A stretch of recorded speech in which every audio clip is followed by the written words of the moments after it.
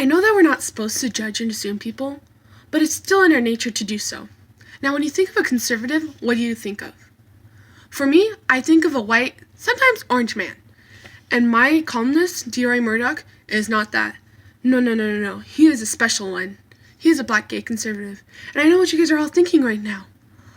Roseanne, did you just assume that all conservatives are white old men? You know what I said to that? I don't care. I'm just trying to be extra, you know? Now, putting that all aside, he is a columnist for many journalist companies. He is one of the main editors for the National Review Online. And also, he was runner-up for the Worst Person in the World award in Countdown with Keith Olbermann. Doesn't that tell you a lot about him already? Now, to start off, Murdoch uses irony to establish his points.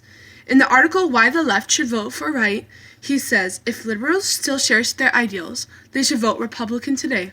The irony in that statement is that if you have the ideals, then the Republicans are actually acting on them. You should vote on him, according to Murdoch. Now, he could have gone any other way, and he could have been like, oh, if you're a Democrat, your ideals suck, come to our side. But no, he decided to go from the way with using irony to make his point. He uses that to strengthen his beliefs, and it can make the other side wonder, hey, why didn't I think of that before? That's actually a really good point. Now, Murdoch also uses sarcasm throughout his writing. What a better way to make your point than sarcasm? Like for me, I'm a very sarcastic person, and sometimes I don't know where to draw the line is. But Murdoch uses that for his advantage. Now, when I was talking about irony, he uses it throughout his writing. He also uses sarcasm too. For example, in the article No Wall, No Farm Bill, it talks about how the new farm bill that's going to subsidize for American brewers farmers. They're going to subsidize for hops and barley. And he says that's not necessary, that because they are doing for good without them. What's the point of having the subsides if they've been making money before? Now, he talks about how they don't need any more beer because, trust me, he says that there's a such thing called too much beer.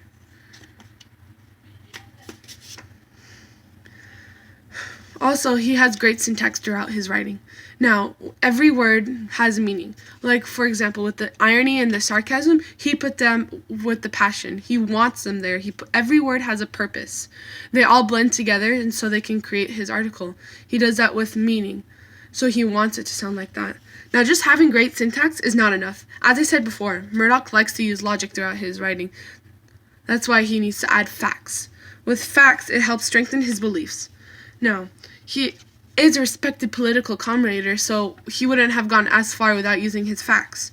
And when he was talking about child separation, he does address the moralities of it, about why it's not good and for the child's mental health, but he does say that it's the law and the law has to be put through. What is the difference between a parent who does a criminal offense and going to jail and being taken away from the child than another parent that was getting child at the border getting taken away? He talks about how it is the same thing.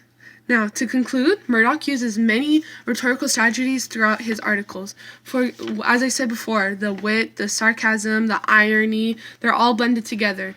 And I just wanted to say how he is a little different from the other side, but that doesn't stop him from having a great, strong point and having a good perspective.